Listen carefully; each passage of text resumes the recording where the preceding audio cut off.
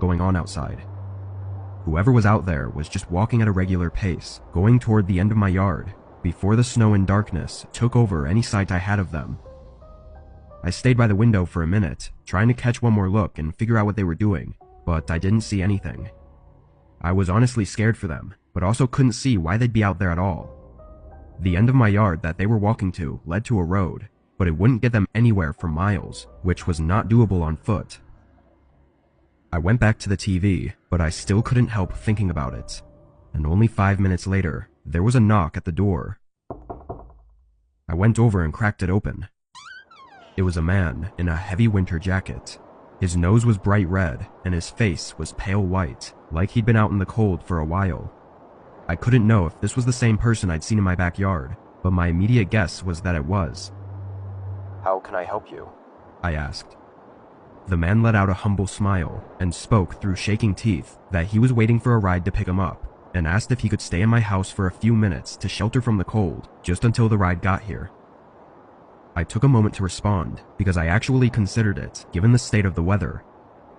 It's easy to say that under no circumstance would you let a random man inside your house, but when they're practically freezing to death on your doorstep and asking for your help, the answer on what to do isn't as black and white.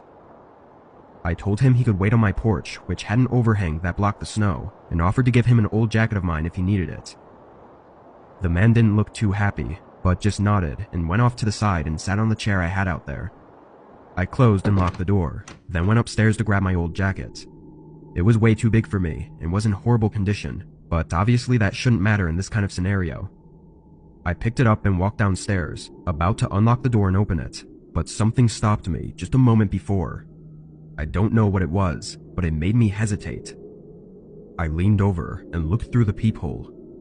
The man was now standing right up against the door with his hand on the handle, like he was preparing to push it open as soon as I unlocked it.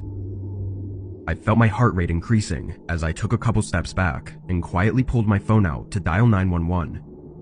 As I whispered into the phone, I just stared at the door with wide eyes, knowing what was waiting for me on the other side.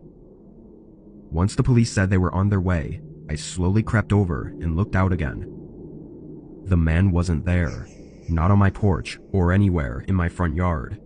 He was just gone, like he knew that I had called the police. Nothing else was found that night, and no signs of him ever showed up again. What he would have done if I had opened the door, I can't be sure of, but hopefully he never comes back.